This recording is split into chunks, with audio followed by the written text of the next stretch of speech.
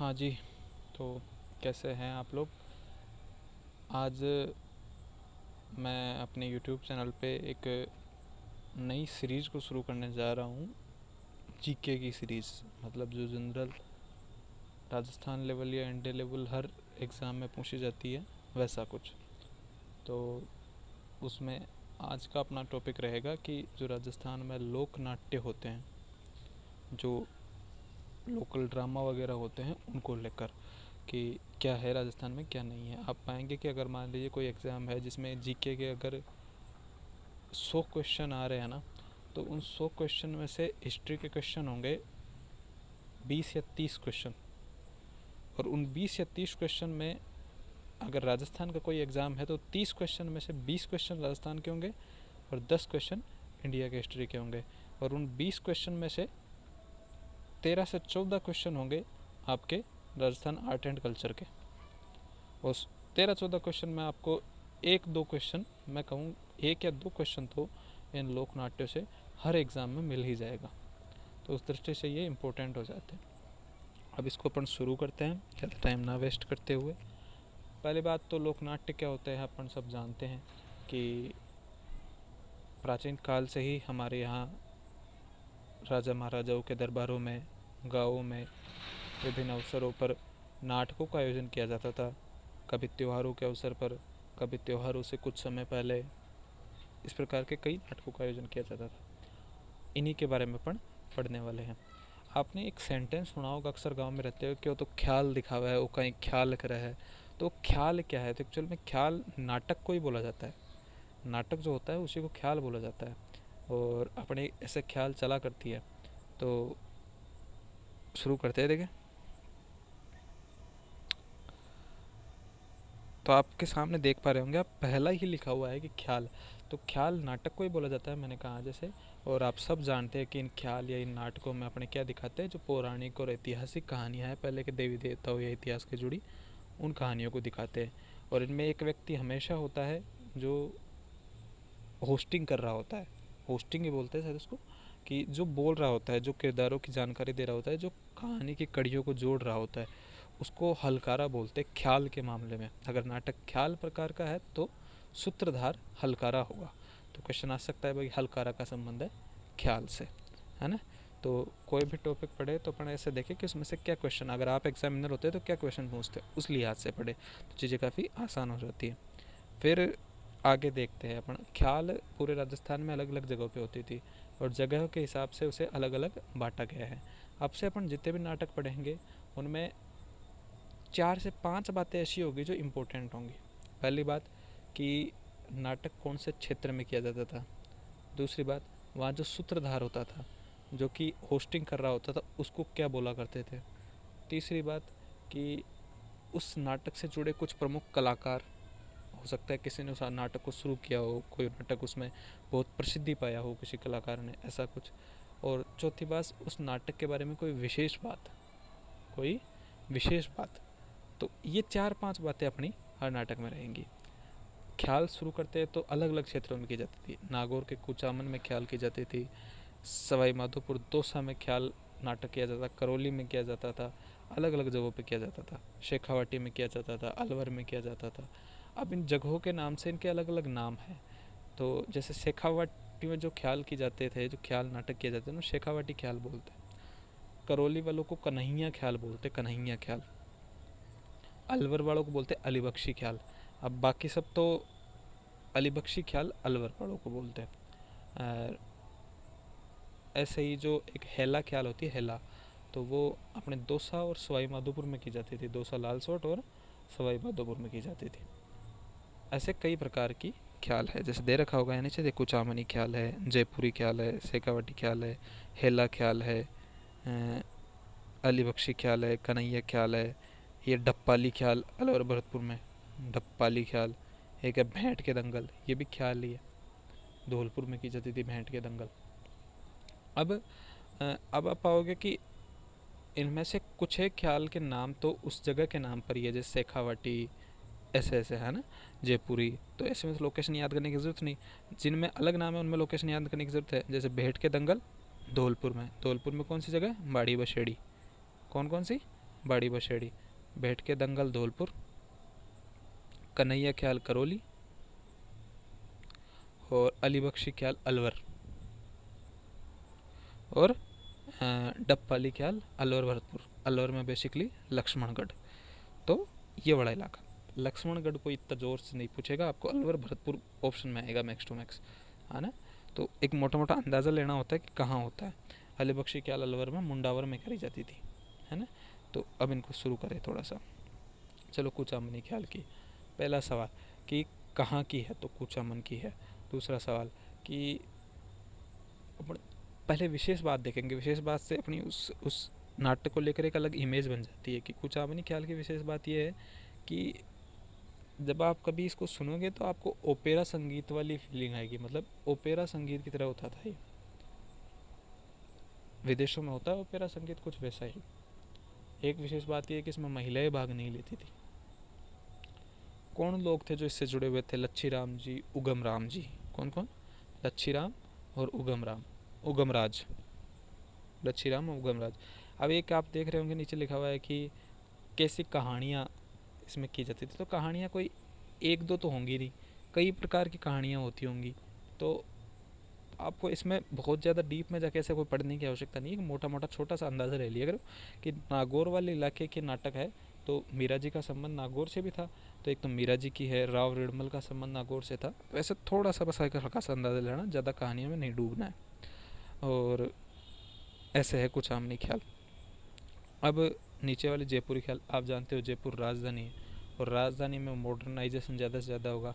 तो राजधानी में जो ख्याल होती थी, जो जयपुरी ख्याल होती थी, वहाँ पे महिलाएं भी अधिकाधिक भाग लेती थी और वहाँ पर नए नए प्रयोग भी किए जाते थे ख्याल में, है ना। तो अब शेखावटी ख्याल, अब देखो आप अपन स्पीड से चलेंगे। शेखावटी ख्याल कि पहले तो देखें कि शेखावटी में भी अपन जानते हैं कि चुरू, सीकर, झुंझुनू, ये 3 ज़िले आते हैं। इनमें बेसिकली चिड़ावा, झुंझुनू जो है वहाँ पे ये ख्याल काफ़ी अधिक मात्रा में आयोजित की जाती थी, इसलिए इसको चिड़ावी ख्याल भी बोला जाता है। और इसके 2 मुख्य कलाकार हैं, दूलिया राणा और नानूराम जी। आप देख पा रहे हो, दूलिया राणा, नानूराम जी। जैसे जो भी कोई नाम आए ना तो उसको 2 से 3 बार रिपीट करना है, एक बार बोलना है, क्योंकि अपनी टंग पे आ जाना चाहिए नाम, है ना। नाम याद नहीं करने होते इतने सारे हिस्ट्री में, अपनी टंग पे आ जाने चाहिए। बस एक नाम की याद आते ही 4-5 नाम याद आ जाए, इस हिसाब से उनको रटना है एक तरीके से नाम को। नानूराम जी, दूलिया राणा। आप नोटिस कर पा रहे होंगे दूलिया राणा नाम जो है वो थोड़ा एक विशेष प्रकार का नाम है। होता क्या है, जैसे मान लीजिए मैं अगर पेपर बनाने बैठा हूँ तो और मैं सोच रहा हूँ कि मुझे राजस्थान के लोक नाट्य में से एक क्वेश्चन देखना है, कौन सा पूछूँ। अब मेरे पास सामने मान लीजिए, तो मैं मेरे दिमाग में है कि क्या क्वेश्चन पूछूँ, क्या क्वेश्चन पूछूँ।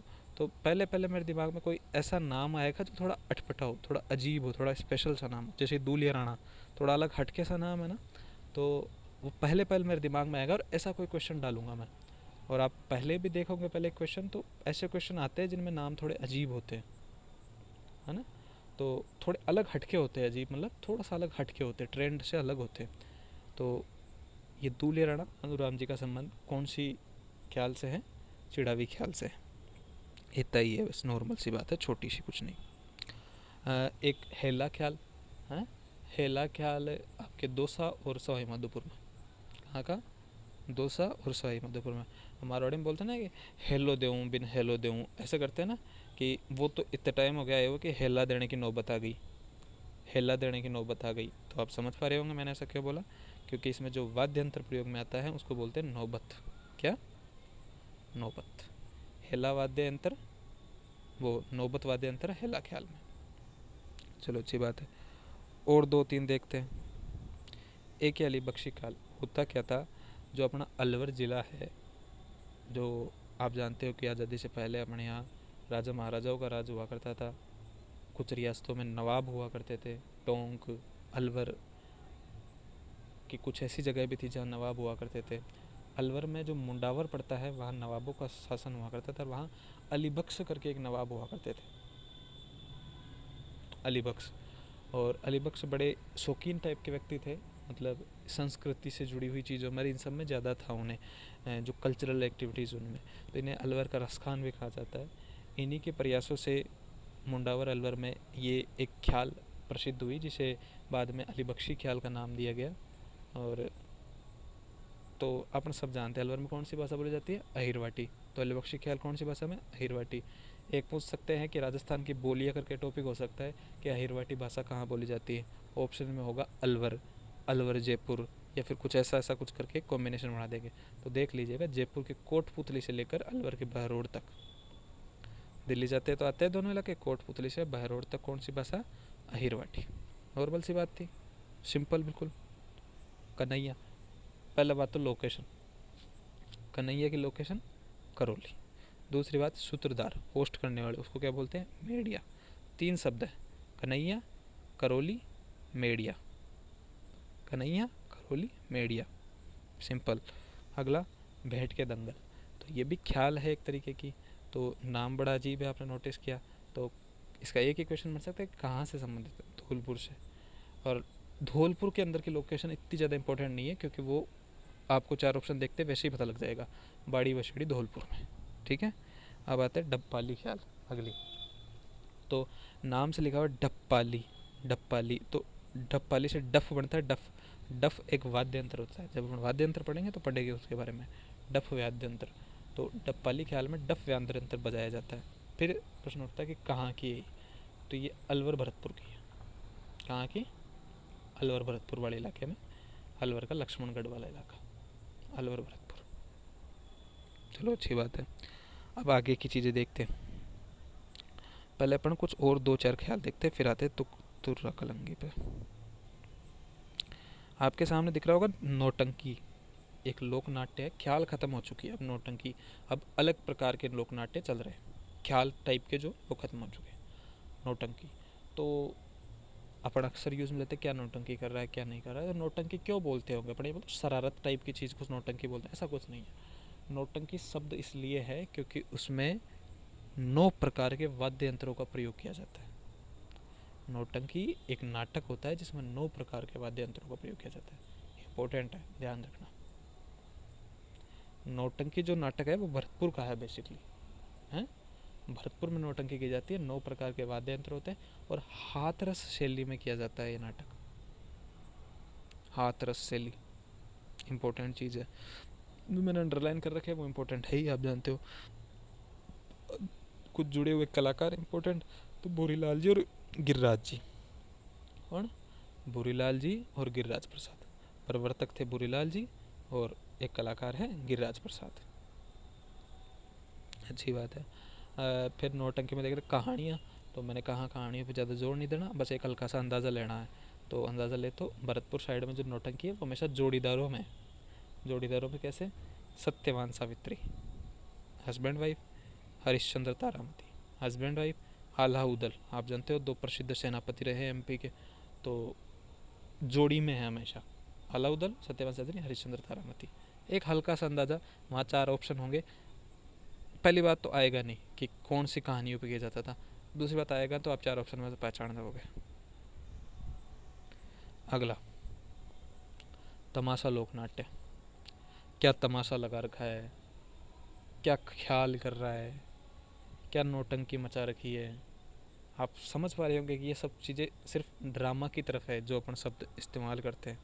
तमाशा तो क्या है, तो तमाशा इम्पोर्टेंट है अपने आप में क्योंकि जयपुर से जुड़ा हुआ है। तमाशा लोकनाट्य एक्चुअल में महाराष्ट्र का लोकनाट्य है। आप आलिया भट्ट वगैरह की नहीं है, तो ये जो पीछे सरनेम लगा था ना भट्ट, तो ये भट्ट कलाकार बहुत पहले से है महाराष्ट्र में, हैं। ऐसे कई कलाकार थे, फूल जी भट्ट, गोपी जी भट्ट, बंशीधर भट्ट, पहले कई कलाकार हुए ऐसे। तो ये तमाशा लोकनाट्य बेसिकली महाराष्ट्र का था और भट्ट जो कलाकार होते हैं वे इसे परफॉर्म किया करते थे। आप जानते होंगे अपने जयपुर में राजा हुए सवाई प्रताप सिंह, जिनकी सांस्कृतिक उपलब्धियाँ बहुत महत्वपूर्ण है। तो उनके प्रयासों से, उनकी इच्छा थी उस समय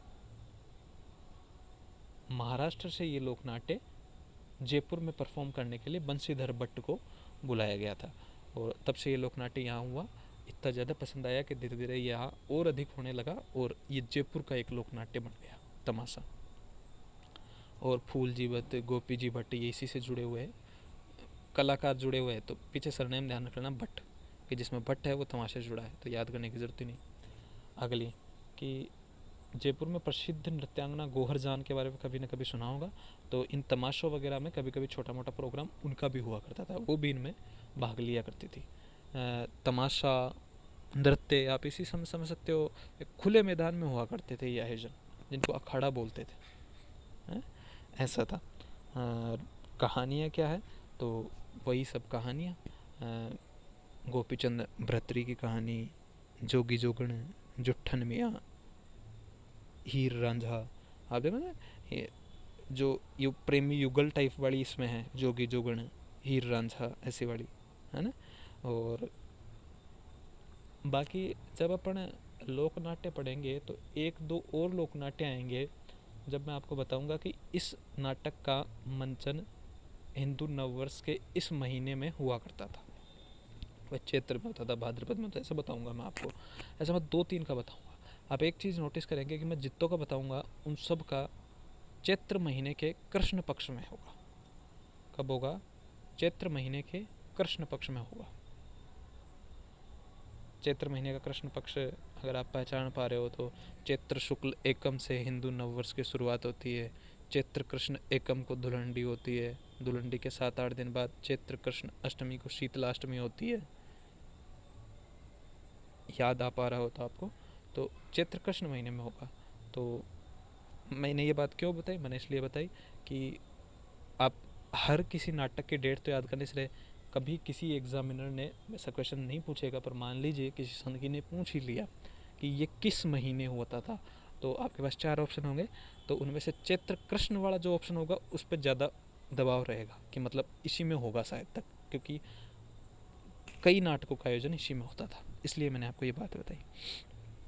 और अब ये आप देख ले भाई, जुट्ठन मियाँ वाला शीतलाष्टमी को होता था। शीतलाष्टमी चैत्र कृष्ण महीने में आती है।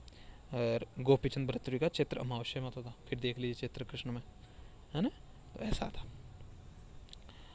आप एक चीज़ और देख सकते हो कि जो भर्तृहरि लिखा हुआ ना, गोपीचंद भर्तृहरि, हिंदी में शब्द शुद्धि करके एक टॉपिक आता है ना, तो भर्तृहरि कुछ ऐसे लिखते हैं, देखना, नोटिस कर लीजिए ऐसा हो। स्वांग करके एक लोक नाट्य होता है, उसकी बात करते हैं कि क्या स्वांग धारण कर रखा है तूने, ये सेंटेंस सुना होगा। क्या स्वांग लगा रखा है तूने, ये सुना होगा। तो ये क्या है? तो पहले तो ये अलग कैसे है बाकी सबसे? अलग ये इसलिए है क्योंकि इसमें बाकायदा जिस करेक्टर को निभाया जाता था उसकी वेशभूषा धारण की जाती थी, उसका पूरा रूप धारण किया जाता, फिर उस करेक्टर को निभाया जाता था। जो ये कलाकार होता था इसको बहुरूपिया बोलते थे, बहरूपिया। आपने गाँव में अक्सर सुना होगा, भांड जो होते हैं, भांड जाति होती है जो ये बहरूपिया बनने का काम करती है, ये वही है, उसी से जुड़ा हुआ है। तो बेसिकली कहाँ का है ये लोक नाट्य? भीलवाड़ा का है, भीलवाड़ा मंडल वाले इलाके का है। और पोशाक धारण की जाती है, जो कलाकार होता है उसको बहुरूपिया बोलते हैं। और कुछ कलाकार जो इनसे जुड़े हुए हैं, एक परशुराम जी और एक जानकी लाल भांड। ध्यान रखिएगा, ये जानकी लाल भांड, गौर से सुनिएगा, ये थोड़ा इम्पोर्टेंट है ना। जानकी लाल भांड और परशुराम जी। और 2-4 बात और हो कुछ ढंग की, तो एक ये है कि आपने कभी सुना हो, हिस्ट्री पढ़ी हो, तो शाहजहाँ किसी समय अपने राजस्थान में ठहरा था कुछ टाइम के लिए। शाहजहाँ कुछ टाइम के लिए अपने राजस्थान में ठहरा था, तो उस समय उसको दिखाने के लिए इसका आयोजन किया गया था, और उस समय ये शुरू हुआ था एक्चुअल में, है ना। और एक मैंने जैसे आपको बताया चैत्र कृष्ण में होता है यात्रा आयोजन, तो नाहरों का स्वांग करके एक इसी में एक नाटक होता है जिसका आयोजन चैत्र कृष्ण त्रयोदशी को होता है, मांडल भीलवाड़ा में। तो आप जानते हो क्या है। और यही है, ये जानकी लाल भांड बंदर का किरदार बड़ा अच्छा निभाते, तो मंकी मैन बोलते, फालतू चीज़ है, कोई ज़रूरत नहीं। आगे, रम्मत। आप राजस्थान के बारे में जानते हो तो बीकानेर जो है ना राजस्थान में, तो बीकानेर में जो पुष्करणा ब्राह्मण होते हैं, बेसिकली उनके द्वारा इसका आयोजन किया जाता है। बीकानेर और जैसलमेर का ये नाटक है, रम्मत। इसमें बीकानेर में तो पुष्करणा ब्राह्मण करते हैं, और जैसलमेर में भी इसका आयोजन किया जाता है। जैसलमेर में एक तेज कवि करके व्यक्ति है, कवि हुए तेज कवि हैं, वो उनकी रम्मत काफ़ी प्रसिद्ध है। तो स्वतंत्रता काल में भी उन्होंने रम्मत जैसे नाटकों का आयोजन किया था, बाकायदा गांधी जी को उन्होंने एक रम्मत तैयार करके भेजी थी स्वतंत्र बावनी नाम की। तो ऐसे ही लग रहा है इम्पोर्टेंट है स्वतंत्र बावनी, तो ये।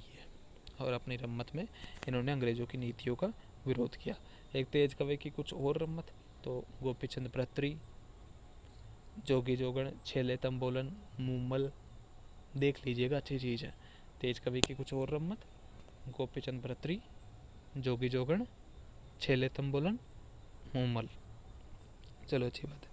मैंने कहा बीकानेर में पुष्करणा ब्राह्मण इनका आयोजन करते थे।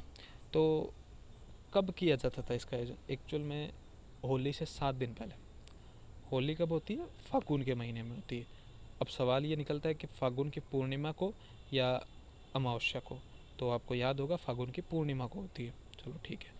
मैंने कहा कि फागुन की मतलब होली से 7 दिन पहले, मतलब अब मैं यही करना चाह रहा हूँ एक तरीके से कि फागुन शुक्ल अष्टमी से लेकर फागुन शुक्ल चतुर्दशी तक, है ना। तो ये फागुन शुक्ल अष्टमी चतुर्दशी याद रखने क्या जरूरत है भाई, होली के 7 दिन पहले होता है, 7 दिन पहले से होता है। बीकानेर में पुष्करणा ब्राह्मण आयोजित करते हैं। कुछ प्रसिद्ध रम्मत का आपको एग्जाम्पल देता हूँ कि बीकानेर में एक आचार्यों का चौक करके जगह है, वहाँ अमर सिंह की रम्मत की जाती है। एक बार है गुवाड़ करके जगह है, वहाँ हेड़ाऊ मेरी करके रम्मत की जाती है। हेड़ाऊ मेरी जो रम्मत है वो जवाहरलाल जी द्वारा शुरू की गई थी। नहीं है इतनी इम्पोर्टेंट, बस आप तो देख लीजिएगा हाँ क्या होते हैं। और कुछ कलाकार इससे जुड़े हुए, तो ये महाराज लगे हुए हैं कुछ, फागू महाराज, सुआ महाराज, मैं आपको बताता हूँ। फागू महाराज, सुआ महाराज, मनीराम व्यास, तुलसीदास, जवाहरलाल जी ऊपर लिखे हुए हैं। ये लोग महाराज महाराज जो है वो है। अगर आपसे इस प्रकार का कोई क्वेश्चन पूछा जाएगा इसके कलाकारों से जुड़ा रम्मत से, तो अवश्य ही उसमें महाराज लगा हुआ कोई ना कोई ऑप्शन होगा और आपको उसी को चुनना होगा। तो इतना लोड लेने की ज़रूरत नहीं है। आगे के लोक नाट्य की बात करते हैं। तो ये देखते चार बेंत देखते हैं पहले, बाकी चीज़ें बाद में देखेंगे। चार बेंत ये थोड़ा स्पेशल पड़ता है। क्यों? इसके बारे में विशेष बात क्या है? विशेष बात यह है कि बेसिकली अफ़गानिस्तान का लोक नाट्य है। अफ़गानिस्तान में किया जाता था। अफ़गानिस्तान में पश्तो भाषा बोली जाती है, आप जानते हो, तो पश्तो भाषा में ही किया जाता था। तो भाई अपन यहाँ क्यों पढ़ रहे हैं इसको? तो मैंने आपको बताया था कि टोंक में और अलवर वाले इलाके में थोड़ा नवाबों का शासन था। तो उस समय टोंक में हमारे यहाँ एक फैजुल्ला खां करके नवाब हुआ करते थे। तो फैजुल्ला खां जब नवाब थे टोंक में, तब ये वहाँ लोकप्रिय हुआ था। करीम खां करके व्यक्ति है, दो व्यक्ति थे करीम खां, दोनों के नाम में करीम खां लगा हुआ है। आप देख सकते हैं खलीफा करीम खां और करीम खां निहंग। तो दो क्यों याद करना, आप इतना ध्यान रख लो, खलीफ खां करीम खां थे, तो उनके द्वारा था। तो इन करीम खां ने जो है इसे टोंक में लोकप्रिय किया था और स्थानीय भाषा में किया था, मतलब टोंक की जो भाषा है उसी में किया था लोकप्रिय है। और डफ करके एक वाद्य यंत्र जो इससे पहले इसमें बजाया जाता है। इससे पहले मैंने आपको एक नाटक बताया था जिसमें डफ वाद्य यंत्र बजाया जाता है, वो कौन सा था देखिए बताना मेरे को, और कमेंट में बताना ये चीज़। चार बेत, क्या नाम है लोक नाट्य का? चार बेत। मैं एक बार इसके मोटे मोटे शब्द बोल दूँ। चार बेत, अफगानिस्तान, पश्तो भाषा, टोंक, फैजुल्ला खां, करीम खां, डफ, यही है नॉर्मल चीज़। दो और रामलीला और रासलीला। आप जानते हैं भगवान राम से जुड़ी रामलीला और भगवान श्री कृष्ण से जुड़ी रासलीला। तो पहला चीज़ तो ये निकल गया कि इन प्रवर्तक कौन है, इनको शुरू किसने किया। दोनों के बारे में अपन जानते हैं। रामलीला तो जानते ही है, तुलसीदास जी, उन्हीं की देन है। और रासलीला अपने यहाँ वल्लभाचार्य जी करके एक संत हुए, आप जानते हो। तो वल्लभ संप्रदाय भी होता है अपने यहाँ, जो श्री कृष्ण के बाल स्वरूप की पूजा करता है। पिछवाई, कुछ वर्ड्स अगर आपके दिमाग में आ पा रहे होंगे, आपने जी के पढ़ी होगी कभी, तो वो है। तो वल्लभाचार्य जी ने रासलीला शुरू की थी और रामलीला तुलसीदास जी ने। अब मुख्य केंद्र क्या है? तो रामलीला के मुख्य केंद्र क्या है? रामलीला बेसिकली 4 जगह है राजस्थान में जहाँ की फेमस है। एक तो ऐसी रामलीला है जो कि मूक है, जिसमें कुछ बोला ही नहीं जाता, बिना बोले की जाती है। बिसाऊ झुंझुनू में की जाती है ऐसी रामलीला। कहाँ? बिसाऊ झुंझुनू की मूक रामलीला फेमस है। एक रामलीला ऐसी है, अपन जानते हैं कि सीता जी के स्वयंवर में जो धनुष तोड़ा जाता है वो राम जी तोड़ते हैं। अपने राजस्थान में एक ऐसी रामलीला का आयोजन होता है जिसमें धनुष राम जी नहीं बल्कि आसपास की जनता तोड़ती है। वो रामलीला कहाँ होती है? अटरू बारा में ऐसी रामलीला होती है, अटरू बारा में। और पाटुंदा कोटा में रामलीला होती है, और भरतपुर की वेंकटेश रामलीला। प्रश्न ऐसे पूछ सकते हैं कि वेंकटेश रामलीला का संबंध है, 4 जिलों के नाम दे देंगे, एक को चुनना होगा भरतपुर। भरतपुर की वेंकटेश रामलीला, कोटा की पाटुंदा, अटरू और बिसव। अब रासलीला के मुख्य केंद्र देख ले। मुख्य केंद्र एक तो अपने जयपुर का फुलेरा है, जयपुर का फुलेरा जंक्शन पड़ता है, जयपुर का फुलेरा है। और आप जानते हैं कि भरतपुर साइड ये जो रासलीला इन सब का ब्रज वाला इलाका बोलते हैं, तो इस प्रकार जो श्री कृष्ण से जुड़े हुए त्यौहार है वो अलग ही हर्षोल्लास के साथ मनाए जाते हैं उधर। तो कामा भरतपुर एक और केंद्र है इसका, ये तो आप पहचान जाओगे। कामा भरतपुर तो आप चुनोगे ही, बस फुलेरा जयपुर थोड़ा सा नज़र में रख लेना। और एक रासलीला से जुड़े मुख्य कलाकार बता देते हैं, शिवलाल कुमावत। कौन? शिवलाल कुमावत। चलो अच्छी बात है। एक सनकादिक लीला है, तो सनकादिक लीला बेसिकली कौन से देवता से जुड़ी है ये मुझे नहीं पता, आई थिंक ये पूरे ऐसे ही है। तो सनकादिक लीला के 2 केंद्र हैं, घोसुंडा और बस्सी। घोसुंडा अपने मेवाड़ वाले इलाके में पड़ता है, बस्सी जयपुर में है ही। ये महीने छोड़ दो, घोसुंडा बस्सी थोड़ा सा दिमाग में रख लो बस, घोसुंडा बस्सी। चलो अच्छी बात है, एक और देखते हैं। अपने माउंट आबू है सिरोही में, आप जानते होंगे गरासिया जनजाति का निवास स्थान वही है। गरासिया जनजाति जो राजस्थान की तीसरी सबसे ज़्यादा पॉपुलेशन वाली जनजाति है, जो अपने अस्थियों का विसर्जन माउंट आबू की नक्की झील में किया करती है, तो वो उसका निवास स्थान है। तो वहाँ पर आबू क्षेत्र में गणगौर के समय इस नाटक का आयोजन किया जाता है, जिसको गौर लीला बोला जाता है। क्या बोला जाता है? गौर लीला। गणगौर के समय आयोजन किया जाता है गौर लीला, गरासिया जनजाति के द्वारा। अब आगे देखते हैं इन चीज़ों को, 2-4 छूट गई थी अपनी, उनको भी देख लेते हैं।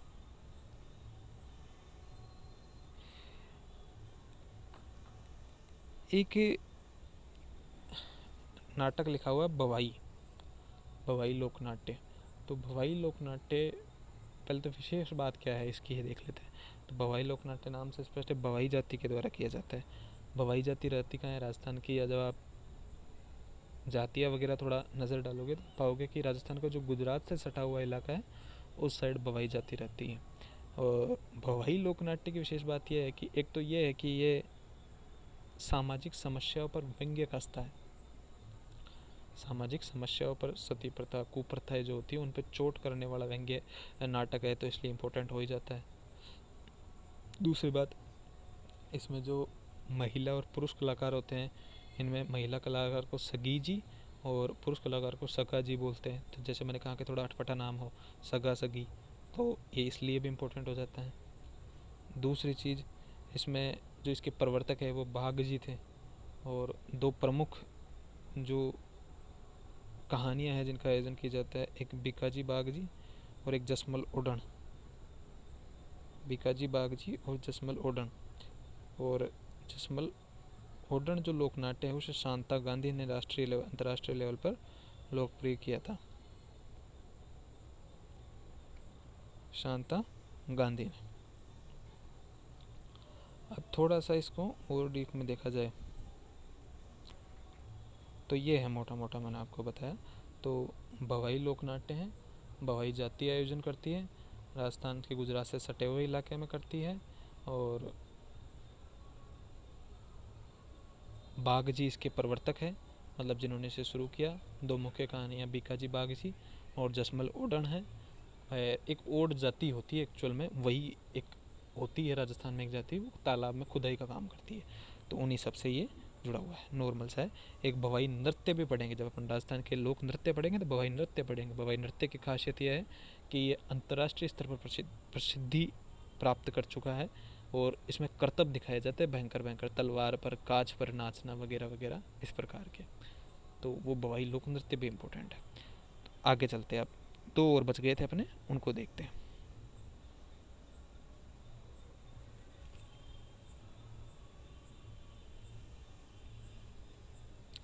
ये 2 बच गए थे, तुर्रा कलंगी और गौरी, नाम से ही लग रहा होगा इम्पोर्टेंट है। तो तुर्रा कलंगी और गौरी लोक नाट्य महत्वपूर्ण, दोनों भगवान शिव पार्वती से जुड़े हुए हैं। तो एक्चुअल में तुर्रा कलंगी मैंने कहा कि भगवान शिव पार्वती से जुड़े हुए, और एक यूँ मतलब वर पक्ष और वधु पक्ष के बीच में विवाद क्या कहें, एक तरह की बातचीत हो रही है, प्रतिस्पर्धा हो रही है बातचीत संवाद के मामले में, कुछ इस प्रकार का लोकनाट्य है। तो इसे लोकप्रिय किसने किया था? तुकनगीर और शाह अली करके दो व्यक्ति हैं। शिव पार्वती से जुड़ा लोकनाट्य है और प्रसिद्ध किसने किया था? तुकनगीर और शाह अली। इम्पोर्टेंट है ना। ये जो तुकनगीर और शाह अली है, जब ये चंदेरी में इस प्रकार के नाटक का आयोजन करने पहुंचे तो चंदेरी के राजा थे, उन्होंने प्रशंसा में मतलब इन्होंने खुश होकर अपनी तुर्रा और कलंगी जो है इनको दे दी थी। तुर्रा कलंगी शायद मुकुट पे लगाने की कुछ आती है, वो इनको निकाल के दे दी थी, इसलिए इसको तुर्रा कलंगी लोकनाट्य बोलते हैं। और अपने यहाँ मेवाड़ वाले इलाके में ये खूब चलता है। इसके दो केंद्र भी बताएंगे अभी अपन। और मेवाड़ में से हमीद बेग और शहेडू सिंह करके दो लोग थे, उन्होंने लोकप्रिय किया। हमीद बेग, शहेडू सिंह। हम जैसा मैंने कहा कि इनमें दो पक्ष होते हैं, एक शिव पक्ष होता है और एक पार्वती पक्ष होता है। शिव पक्ष के झंडे का रंग भगवा होता है और पार्वती पक्ष के झंडे का रंग हरा होता है। दोनों के मध्य संवाद होता है, और जो बातचीत हो रही होती है, जो संवाद के माध्यम से प्रतिस्पर्धा हो रही होती है, उसको गम्मत बोलते हैं। गम्मत, तो ये वर्ड इंपॉर्टेंट है, गम्मत। आगे अब मैंने कहा कि इनमें बातचीत हो रही होती है, तो ये राजस्थान का एकमात्र लोकनाट्य है जिसमें मंच को सजाया जाता है, वह मंच को सजा के बातचीत करते हैं। ये राजस्थान का एकमात्र लोकनाट्य है जिसमें दर्शक भी भाग ले सकते हैं। मतलब जब संवाद की प्रतिस्पर्धा चल रही हो, कोई एक पक्ष कमज़ोर होने लगे तो दर्शकों में से कोई आके बैठ सकता है। तो ये ऐसा नाटक है इसमें मंच सजाया जाता है, दर्शक भी भाग लेते हैं और गम्मत हो रही होती है। और कुछ और कलाकारों के नाम है, चेतराम, जयदयाल सोनी, ओंकार सिंह। चेतराम, जयदयाल सोनी, ओंकार सिंह। मैंने कहा कि नाम को 4-5 बार रिपीट करना है, बार बार में। नाम याद नहीं किए जाते, हर चीज़ याद करने की नहीं होती, कुछ चीज़ें बस टंग पे लानी होती है, सो देट जब क्वेश्चन आए तो बस एक दिमाग में एक झलकी आ जाए कि हाँ यही था। मुख्य केंद्र मैंने कहा कि वो मेवाड़ से जुड़े, गोसुंडा निपाड़ा, मेवाड़ साइड पड़ते हैं, यही है। तो मोटे मोटे फैक्ट क्या थे इसमें कि तुर्रा कलंगी, तुकनगीर शाह अली, शहेडू सिंह हमीद बेग, जयदयाल सोनी चेतराम और ओंकार सिंह, गोसुंडा निम्बाहेड़ा मुख्य केंद्र, शिव पक्ष पार्वती पक्ष, संवाद के माध्यम से प्रतिस्पर्धा जिसे गम्मत, और दो विशेष बातें कि दर्शक भाग लेंगे और मंच की सजावट होगी, ऐसा है। एक लोकनाट्य और बचा अपना अंतिम, गौरी। कौन सा? गौरी। आपने जीके पढ़ी होगी, राजस्थान जीके, तो आप जानते होंगे गौरी पार्वती माता को बोलते हैं। तो गौरी लोकनाट्य के बारे में क्या है?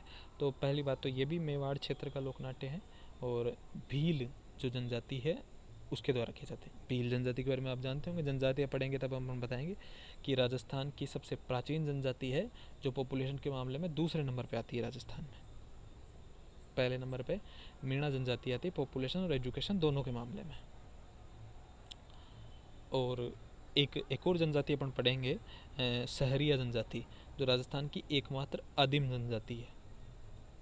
गौर से सुनना, मैंने कहा सहरिया राजस्थान की एकमात्र आदिम जनजाति, फिर मैंने कहा भील राजस्थान की सबसे प्राचीन जनजाति। हाँ, मैं यही कह रहा हूँ, आदिम मतलब जो आदिमानवों के तरीके से रहती है, प्राचीन मतलब जो सबसे पुरानी है, अलग अलग है दोनों, ठीक है। तो गौरी लोकनाट्य मेवाड़ क्षेत्र में भील पुरुषों के द्वारा किया जाता है। जैसा मैंने आपको बताया था कि रम्मत का आयोजन बीकानेर में पुष्करना ब्राह्मणों के द्वारा और इनके द्वारा होली से 7 दिन पहले किया जाता है। गौरी के साथ भी कुछ ऐसा विशेष दिन को लेकर है। गौरी लोकनाट्य का आयोजन एक्चुअल में रक्षाबंधन के अगले दिन से शुरू होता है और अगले 40 दिनों तक चलता है। रक्षाबंधन से अगले 40 दिनों तक। और शिव और भस्मासुर की जो कहानी आपको याद होगा कि वो एक दैत्य था, उन्होंने शंकर से, भगवान शंकर से वरदान लिया था कि मैं जिसके सिर पर हाथ रखूँगा वो भस्म हो जाएगा, तो वो उस कहानी पर है, शिव भस्मासुर की कहानी। लेकिन गौरी में सिर्फ शिव भस्मासुर की कहानी नहीं होती, और भी कई कहानियाँ होती है, जिसे नीचे लिखा हुआ होगा, अकबर बीरबल, लाखा बंजारा, बंजारा बंजारी, कान गुजरी, ऐसे और भी कई कहानियाँ। दूसरी चीज़ कि इसमें जो पार्वती का रोल प्ले करती है उन्हें गौरी बोलते ही है, पार्वती जी को गौरी बोलते ही है। राई, राई और बोलते हैं पार्वती जी को। हाँ, तो कभी आप पर्यायवाची शब्द लिख रहे हो तो पार्वती जी की जगह एक राई भी लिख सकते हो। नीचे भगवान शिव का लिखा हुआ राई बुढ़िया, भगवान शिव को बोलते हैं, अब राई बुढ़िया लिख सकते हो। जो सूत्रधार जो होस्टिंग कर रहा होता है उसको क्या बोलते हैं? कुटकुड़िया। क्या बोलते हैं? कुटकुड़िया। और जो बीच बीच में हंसाने का काम कर रहा होता है इस नाटक में, उसको झटपटिया बोलते हैं। मैंने कहा अटपटे नाम कुटकुड़िया, झटपटिया, किससे संबंध है? गौरी लोकनाट्य से। साफ क्वेश्चन बनता है। और कुछ कहानियाँ वगैरह हो गई। और अब क्या होता है कि जैसे कोई नाटक हो रहा होता है ना, अब कहानी के दो हिस्से होते हैं। अपन कई बार रामायण देखते, रामलीला देखते, अपन देखते हैं कि भगवान राम का वनवास जाना और सीता हरण रावण के द्वारा, ये दो घटनाएं हैं। तो अक्सर नाटक में इन दो घटनाओं को किसी न किसी गीत के माध्यम से जोड़ा जाता है। बीच में कोई भजन या कोई गाना चलाया जाता है और इन घटनाओं को जोड़ा जाता है। तो ऐसा इस गौरी लोकनाट्य में भी होता है। इसमें बीच बीच में नृत्य किया जाता है गाना चलाए जाते हुए। और इस ये जो किया जाता है, ये काम नृत्य करने वाला, इसको बोलते हैं गौरी की घाई। क्या बोलते हैं? गौरी की घाई, ऐसा बोला जाता है इसको। तो ये अपन ने मोटी मोटी चीज़ें देखी। अब मैं आपको बताऊं, मेरू लोकनाट्य है ये। मैंने कहा ना कि राजस्थान की प्राचीनतम जनजाति है भील। और भील प्राचीनतम शब्द के लिए मेरू शब्द का भी प्रयोग किया जाता है। तो मेरू लोकनाट्य भी कहा जाता है गौरी लोकनाट्य को। तो क्वेश्चन क्या बनते हैं इसमें से? पहली बात तो सबसे प्राचीन लोकनाट्य है, सबसे प्राचीन जनजाति का सबसे प्राचीन लोकनाट्य, जिसे मेरू लोकनाट्य भी कहा जाता है। रक्षाबंधन से आगे से शुरू होकर 40 दिन तक चलता है। शिव भस्मासुर की कहानी बेसिकली है। कुटकुड़िया, झटपटिया, गौरी की घाई, ये दो चार ढंग के इफेक्ट इसमें बनते हैं। ये हो गए अपने लोकनाट्य सारे।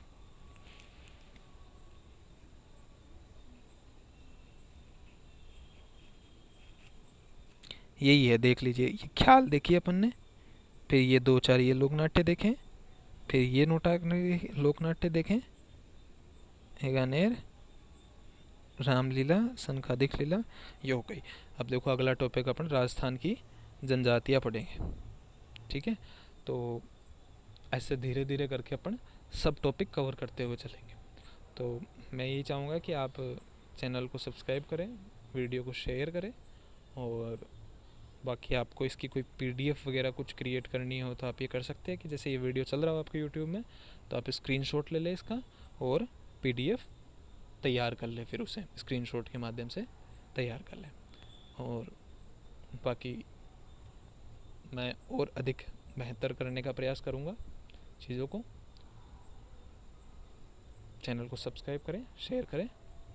थैंक यू, इतनी देर सुना आपने, धन्यवाद।